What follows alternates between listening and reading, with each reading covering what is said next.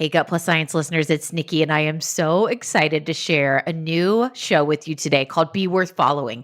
As you know, Gut Plus Science joined the PeopleForward Network, and one of our newest shows on the network is called Be Worth Following with my friend Tim Spiker. They have put so much time, energy, thoughts into creating this show, and this first episode is incredible. I hope you enjoy it. I hope you follow, and feel free to give them a great review.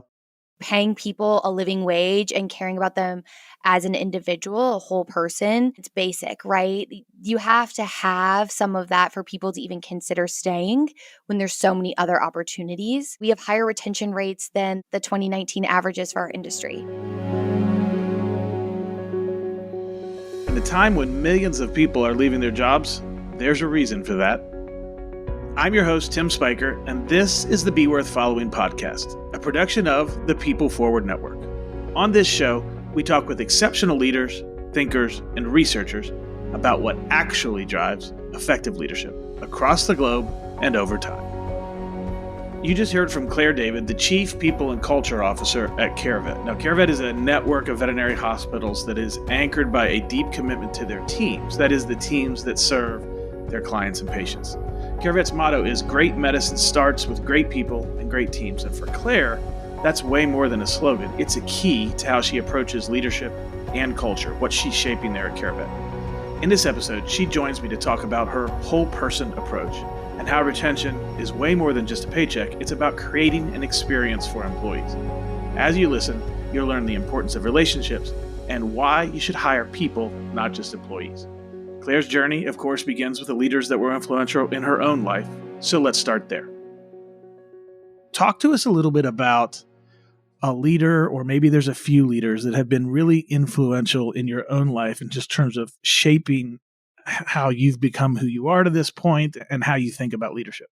I've had the blessing to have a lot of really great leaders, whether it was starting off in retail and just the store manager that I worked under really took me under her wing and answered all of my questions and gave me a hard time and had fun while we were doing it, up to what I think about is really one of my favorite leaders that I've had in the past.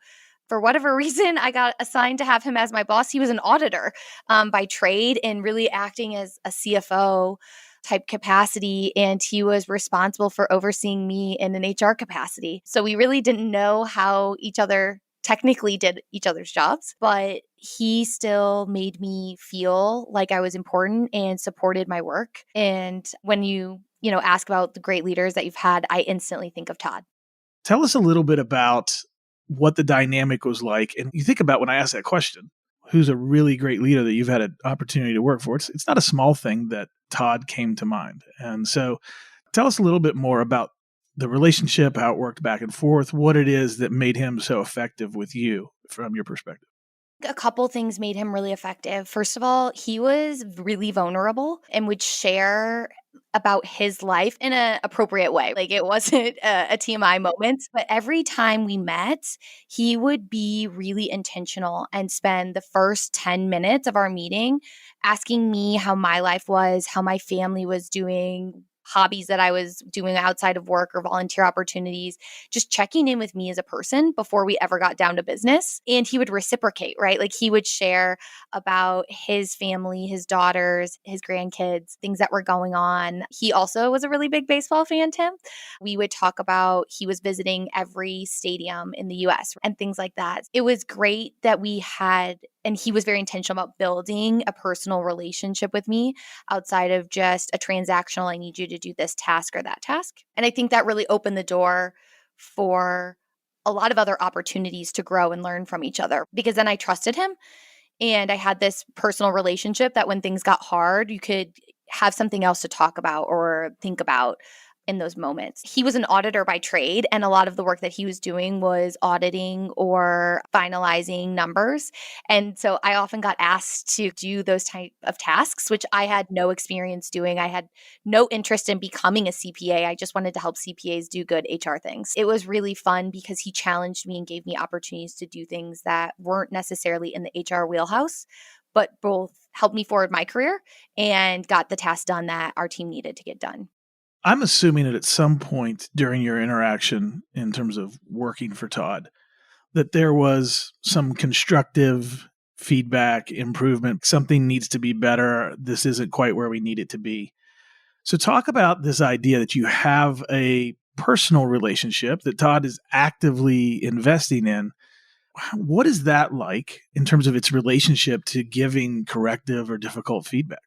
He was direct, but in a kind way. One situation is that I like to get work out fast. I love to be able to just be like, I got this done for you so quick. And sometimes when you're not an accountant and you're doing numbers for accountants and you go too fast, the numbers don't make sense. And they can see it like that. Like they know exactly what they're looking for and the checks and the balances don't work out. And so there was a point where it was like, hey, Claire, I appreciate that you're trying to get this done fast. And I know that you are trying to provide good customer service, but we need to make sure it's accurate more than anything. And let's sit down and talk about how I knew that this wasn't right away, in ways that you can double check your work. You don't have to feel like you're redoing everything, but that you're slowing down and making sure the product is great. And so his willingness to sit down and go through those things or talk through what they're looking for in ways that I can be efficient but also correct was really helpful. In the midst of him sharing that corrective feedback, did you feel like he was personally attacking you or after you or wanted anything less than good for you? Nope. He wanted the work to be right and he wanted me to be successful, and you had to have both of those things. And you couldn't do that without telling me that there was an issue. One of the reasons why I asked that question is lots of times when I'm having conversations with clients, this idea of connecting with people, for some people, they bring in at that point, what about the corrective feedback? What about the constructive? This needs to be better. How am I going to deliver that if I have a more connected relationship with somebody? And I find that time and again, when I press into that issue with people who are describing the best leaders that they have ever worked for, every single one of them has a story where they were corrected and it had the best possible outcome and impact because it came from somebody with whom you had more of a relationship with, somebody that you were convinced, and you just said it, that he wanted you to be successful. It wasn't just about getting the work done, although that was an important part of it. The work needed to be done well and it needed to be done right. But you also, as you articulated it, had a sense that he wanted you to be successful. And so that relationship communicated something much bigger than, hey, this work just needs to be done correctly. Exactly. We're going to get into here in just a minute talking about this kind of people-centered concepts around leadership and around organizational life. And I think your story with Todd is a great personal example of how that plays out.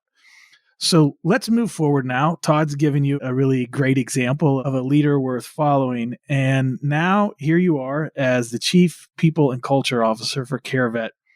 And lo and behold, all of a sudden, here we are, St. Louis Business Journal, Innovation in HR Award.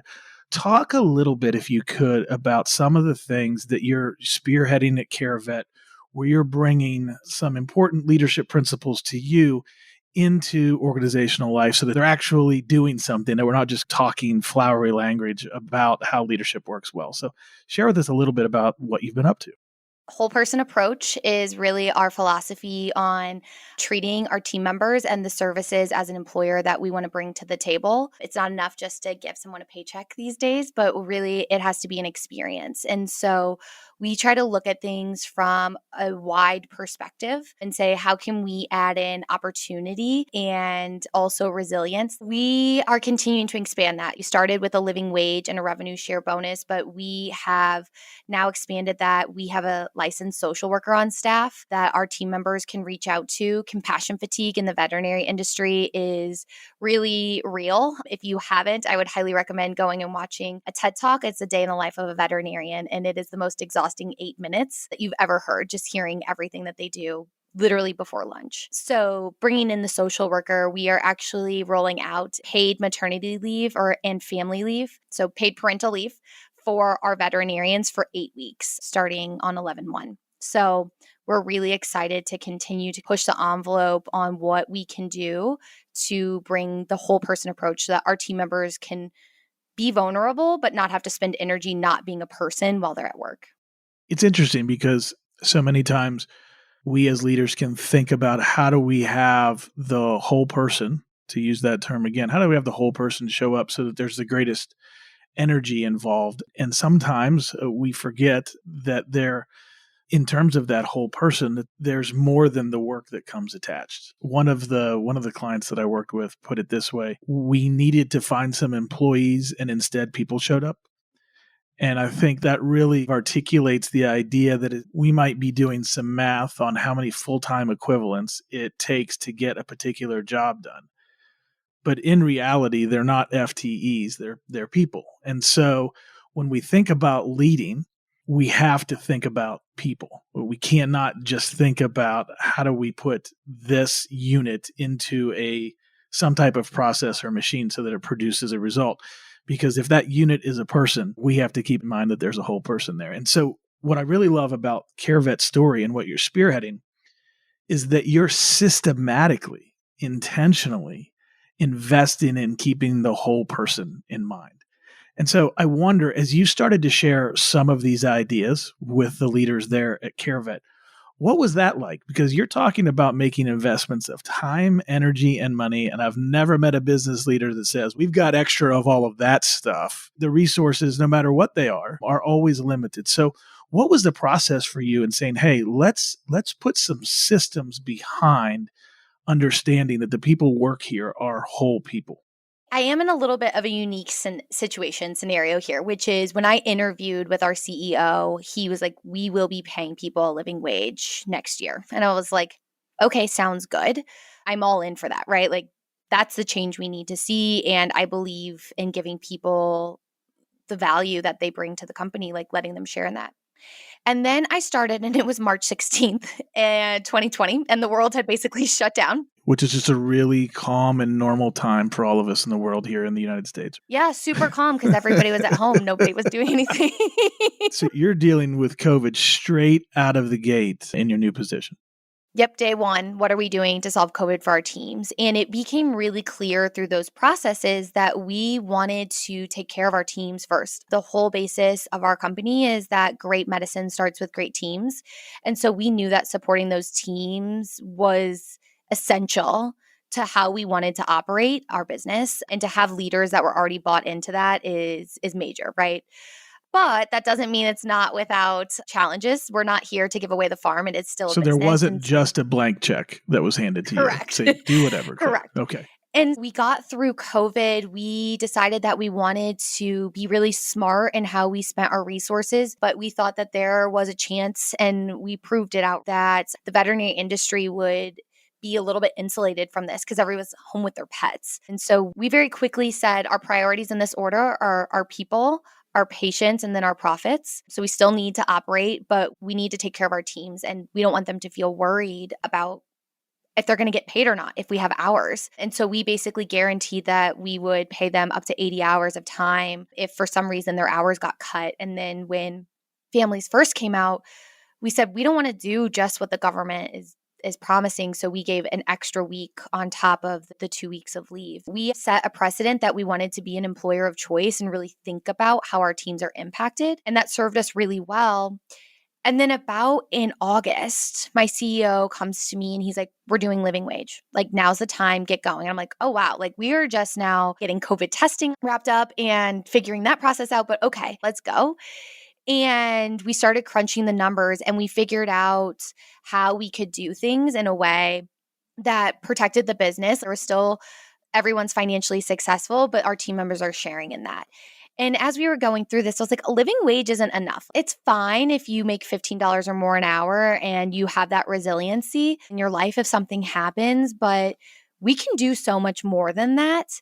And I came to my boss and I just said to both of them, like, what are we doing for the opportunity part for our team members? What are we doing outside of financial? Like, you can make sure that people can pay their water bill, but when they're still worried about their emotional health every single day, like, you're not going to see them engaged with our organization or productive in their work.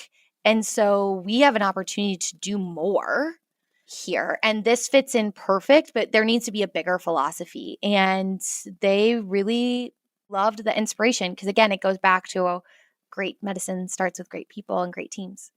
So you have some folks that are on board with what does it mean to create a culture here that people not only want to begin to be a part of, but will stay to be a part of. And as you continue to grow and develop CareVet with a number of veterinary clinics really all over the country and growing, how is it that you've got a culture that you're managing and you're putting systems in place, but you also have new companies that you're acquiring and coming into the CareVet fold on a regular basis, to put it mildly. So talk a little bit as a leader with people and culture. What is it like to graft in new folks and other organizations who, frankly, they have their own culture before they become a part of CareVet? What is that process like for you as you keep in mind all of these systems that you're implementing and trying to recognize and care about the people that work for CareVet? Yeah, that's such a great question. And I'm going to give you what probably seems like a backwards answer, which is I want to lift up the culture that they already have. I don't want to replace it. This isn't a rip and replace. It's not a square peg round hole type of model. It is truly bring yourselves what is working, and we're going to partner with you to help change the stuff that isn't working. We're acquiring existing veterinary hospitals that have amazing results in their community. They're staples of those communities. They have great reputations and they're serving their communities and their clients. And we're not there to change that. We're there to make sure that they have the resources so that they can practice medicine. And so, what are the things that we can do that bring value for them? Just taking some of the basics off the table, but also giving them the opportunity to innovate that maybe they just didn't have the bandwidth to do before. And so I get the really unique opportunity, and I feel so blessed to do it every day. It's inspiring to say, okay, what works best for you? What is your team wanting and needing? And that might be totally different than the hospital 50 miles away. And we find something that is in the middle that everybody can do, or we find something that's like, okay, here's the standard piece. And then let's add on the customization on top of it so that everybody gets their own flavor. But those things that have to be standard, like progressive discipline policies or how do you submit for PTO, they feel like they're tools to achieve the cultures that they already want to have versus telling them this is what you're going to have to do to be a part of our club. That is super interesting. And I think it's in the world of roll up and consolidation, I have to think that's a pretty unique perspective to say, what we're going to do is enhance the culture that you already have that's working. We're not here to necessarily just stamp out perfectly identical perspectives on culture and how a veterinary hospital should operate from a cultural standpoint. We think that you've got something going on, which makes me think that there has to be some vetting on the process in terms of who you choose to do an acquisition with, because I got to think that there are some veterinary clinics out there that are turning a good profit, but when you look at how they think and how they operate, that there is some process you're like, I don't think they're going to fit within this kind of people-centered perspective that CareVet is. Is it fair to say that there's a, forgive this, but the word is vetting. There's The a vetting of the vets? Yes, exactly. There's a vetting process that actually means that not every place would be a good acquisition target for CareVet. Yeah, our business development team does an incredible job for looking at culture first. I will tell you, the hospitals that come into our network, there's something that each one of them have in common that it's uncanny, but it's not unintentional, right? Like it's happening on purpose, which is the sellers who come in really care about their teams. I spend hours on the phone with these business owners. Like, this is their legacy. They have dedicated their life to this business, their blood, sweat, tears, weekends, nights, their lives. And a lot of their questions are not about themselves. It's like, what's going to happen to my team's PTO? What is going to happen to their annual raises? What are you going to do to make sure that they get the continuing education that I want them to have, but maybe I can't provide at the level that I would like to right now? And I feel constantly challenged by these sellers. Like, am I doing right by them and their teams and the vision that they had? And those are the sellers that are coming to us by the time that I'm talking to them. And there's no doubt in my mind that our business development team has strategically worked with those partners because our values align. That's fascinating because I don't know how many organizations who are doing roll-ups across the globe are really critically driving their business development teams to look at culture first. Usually it's a financials first perspective, and great on the culture if we can make it work, but that's a really unique way to pursue the folks that are expanding the footprint of CareVet. And just for the sake of everybody listening, just to clarify, because part of your model may not be necessarily familiar to everybody, but in most cases, the sellers, the people that you're purchasing the veterinary hospital from, are veterinarians who founded that hospital in their community and built it up over years, and then end up having to do, like you said, payroll, all of the other things that go along with a business. Probably was not why they got into veterinary medicine in the first place. But in most cases, you're grafting in organizations that were founded by the veterinarian himself or herself. Is that how this normally operates and normally works? Yeah, sometimes they founded it, and other times, especially in veterinary medicine, it's almost like it's bought associate to associate to associate. One of my favorite clinics that we have, they're all my favorites, but up in Wisconsin, it was founded in the early 1900s, and they still have the original sign that Doc Shireman had hung in the clinic. And even though Doc Shireman isn't there and it's not the Shiremans running the business, Dr. Bradford bought this business from Doc Shireman, and he feels just as responsible for that legacy as he would if he had started it from scratch. Wow, that's special. That's really unique. And what a fun story to be able to share, in that even though that person didn't start it, that there's this sense of responsibility and the sense of care about how that legacy continues.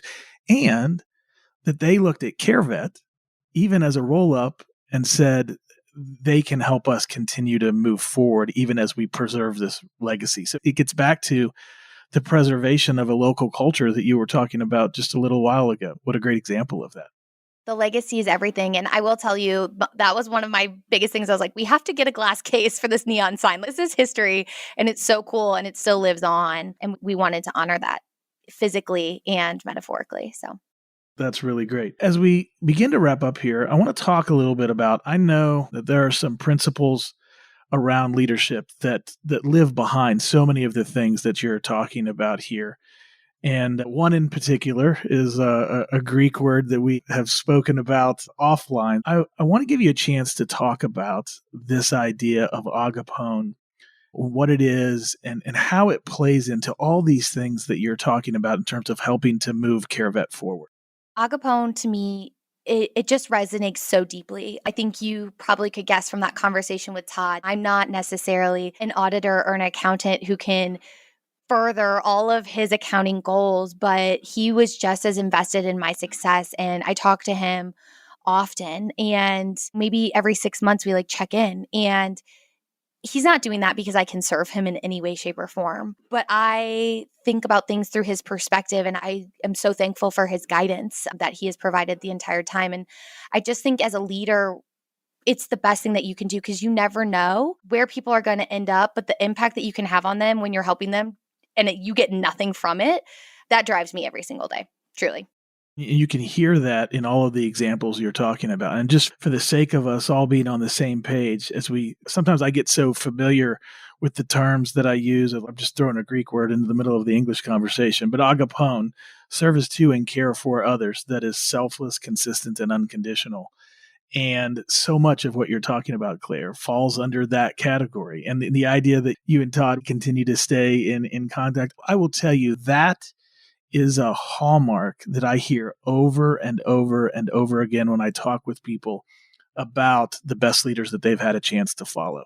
Those relationships usually continue on long after the person is actually formally reporting to the person. And I think what it speaks to is the fact that the relationship and the care was genuine. It was real. It wasn't just for a season so I could get something out of you, but that is still there. So it's great that you guys continue to stay connected here years after you guys were working together. So that's really special. And it speaks a lot to the depth of the relationship and to who Todd is. And I think it goes back to another little cliche saying. If you're on Instagram, you'll probably see a little illustration about it, but it talks about you plant a seed and you have to water it and give it sunshine, and it takes time to grow. And I think agapone really speaks to that same methodology with people, right? You have to invest in them and show them love, even if there's nothing to harvest for the first 10 years with an apple tree, right? You have to continue to put in that love to build that relationship. That's a great perspective, especially in a world where we want results as quickly as we can get them. And while we need to continue to work for those as leaders, we have to understand, I think, that sometimes, especially when the results are deeply impacted by the quality of relationships, that we are going to make an investment over time, that the harvest may not be right away, but if we do that consistently enough over time, that harvest will eventually come home. But it's hard when we live in a world where Google wants to complete your search before you even finish typing it in. It's tough to be able to look at Greg and you say, Greg, we're gonna make this investment and it's going to pay off in the future. And all of us in positions with Greg would be like, great, by future, do you mean next week? And the answer is, lots of times the answer is no, but this is still how we build a great culture. This is still how we lead well. And these are some of the faith steps that we have to take as leaders and as an organization to build something really special. And I hear that's exactly what you and the team there at CareVet are doing. So I love that you got the Innovation in HR Award. To me, it's apropos for the things that you're talking about. And one part of your story, among many that I really love, is that as we get here to the end, we're talking about what the belief system and the heart is behind. You can create systems, you can create structures, you can talk about a living wage all day long, but if there's not something real behind it, over time, I think the significance of it will fade. And what I hear from you over and over again is things that are significant and real and genuine. And I'm sure that gives it a lot of juice, as it were, for staying power. Now, there's one last thing I want to ask you about before we wrap up. I want to talk about turnover, because the world right now, as we're recording this, the world is crazy. The number of people that have left the workforce, and I'm wondering, for an organization that is expanding almost on a weekly basis, what has this idea of a thin workforce and not enough workers to get things done, what is CareVet's story these days with regard to retention and being able to find the workers that it needs? So we are living in wild times, the Great Resignation. And I think at the very basics, I think it just solidified that we were already doing the right things, like paying people a living wage and caring about them as an individual, a whole person. It's basic, right?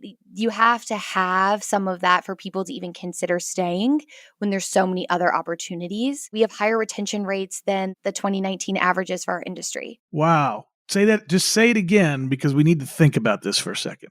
Our retention averages are still higher than they were in 2019. So what I want to say to everybody listening, considering everything else that you'll hear in this interview, there is a reason for that.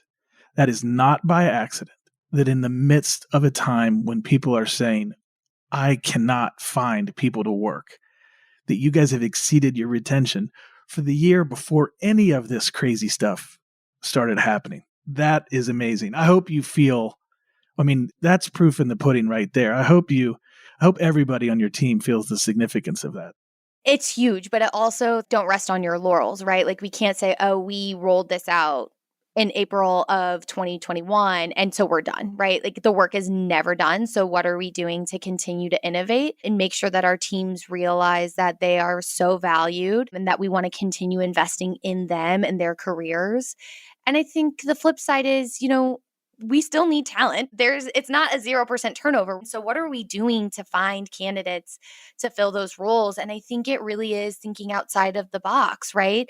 There are roles that actually fit in really well in our industry. And maybe those folks have never felt like this was an option before. So I work really closely with our talent acquisition team. And I have an amazing recruiter named Leslie who came to us from the industry, and she was a registered tech. So she's done the work and helping us source and find candidates. And we were talking about what are jobs that you wouldn't think off the top of your head. And Dr. Thornberry also feels really passionately about this. It's you hire for the person. We can teach you how to do a blood draw, how to restrain an animal, how to assist in surgery. We can get you the technical training and the vocational learning that you need. But really looking at the person and the behaviors that they bring to the table. When you have people who are hard workers, who are comfortable in a fast-paced environment, good communicators, compassionate, we can teach you the technical skills. And so really looking at the people versus the jobs on the resume, if that makes sense. Absolutely does. What you're articulating pretty much exactly is what Jim Collins wrote about when he said first who, then what. Finding people that fit with the organization, that have all of the perspectives and work ethic that you're talking about. And we can teach them the skill things that they need to learn. Those other things are not impossible to develop, but they're tougher. And so even as you have this amazing retention performance in the midst of an incredibly challenging market, what I'm hearing you say is we're still working hard to be in the talent acquisition business. We're not just resting on the fact of what we've currently done. So you're doing it all, basically. And that is the culture here, right? Do it all, do it the right way. And that might be the hard way, but doing it the right way, it'll win every day. So anybody that might want to find you or find CareVet, where's the best place for them to go? www.carevethealth.com. We have a connect with us page, and you can just select a reason why you want to connect. And myself or a member of my team will reach back out if it is employment related. If you are a veterinarian listening to this and you think that you want to talk to someone on our business development team, there's a business development link as well. And it talks about all of the different reasons why CareVet can help you partner, or if you're a prospective employee, all the things you can do to help partner with hospitals. What a great conversation with Claire. There are so many different things that I could zero in on, but there are three in particular that I want to make note of, and the last two are actually connected. So first, I want to go back to our conversation about Todd, one of the best leaders she's ever personally worked for. And she described how that relationship was built. And then in the end, we talked about her receiving some corrective feedback that she needed to do a more accurate job, not just a fast job. And ultimately, where we discussed, and I think it's a really important point for us all to be focused on, settled on, reminded of, is that the quality of her relationship with Todd, that's what enabled her to trust him. And so I want you to think about the impact of trust when we're receiving corrective feedback. How significant is that? It's huge. If I believe that the person who's sharing something with me that I need to change, if I believe that they're for me, then I receive that feedback very differently than if I think they're just for themselves.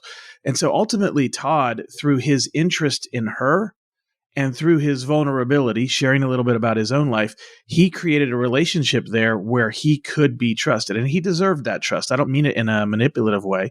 He was genuinely trustworthy, according to Claire's experience with him. And so that feedback, that corrective feedback, you need to be accurate, Claire, that was received in such a positive way. And so many leaders fret about corrective feedback. So many, they're worried about, well, how do I deliver this and how are they going to take it? And I think that should draw us all back to what's the quality of your relationship? Have you been trustworthy with this person? And that goes much deeper than just, do I have integrity and have I been honest? But have I been for the other person? We trust people who are for us, not for themselves, which leads me into the second point. And this is a point for all of us to kind of look in the mirror and say, really, really, what's the truth? And this was the part where Claire was talking about success. And what she knew in that moment from Todd is that he didn't just want to get the job done well. He wanted that. The organization needed that, but that he was for her success.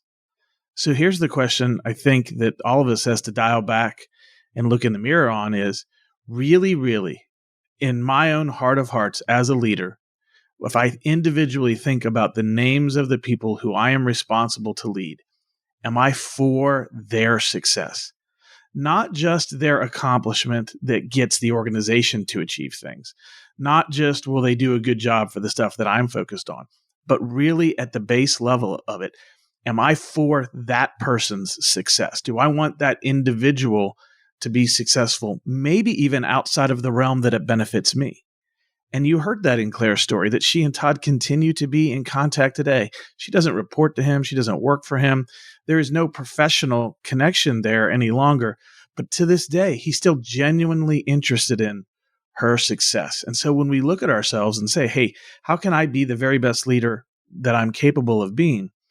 It begins with, at the core of me, am I a person who is about others' success, not just my own? Because if I am, that's going to show up in the ways that I interact with people and even make things like corrective feedback much more effective, because people are going to feel that I am really for the success of this other person.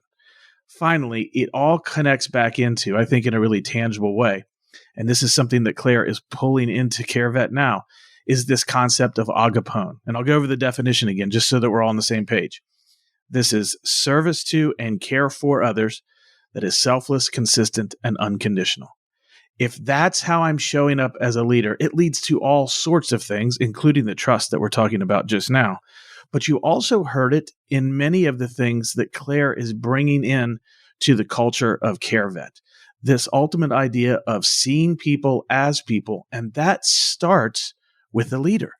That starts with a leader who wants to be not just self-focused, but others-focused. So in all of this, as we look at what creates really effective leadership, what we hear over and over and over again is that it starts with who the leader is, at the core of who the leader is, and we see this message over and over again. So those are the things that I think are really, I want to emphasize as we're wrapping up here. And I am so thankful to Claire for the great stories that she shared with us. So really, how committed are you to the individual success of the people you're leading? I'm Tim Spiker, reminding you to be worth following. And be sure to follow and engage with us wherever you get your podcasts. Thanks for listening.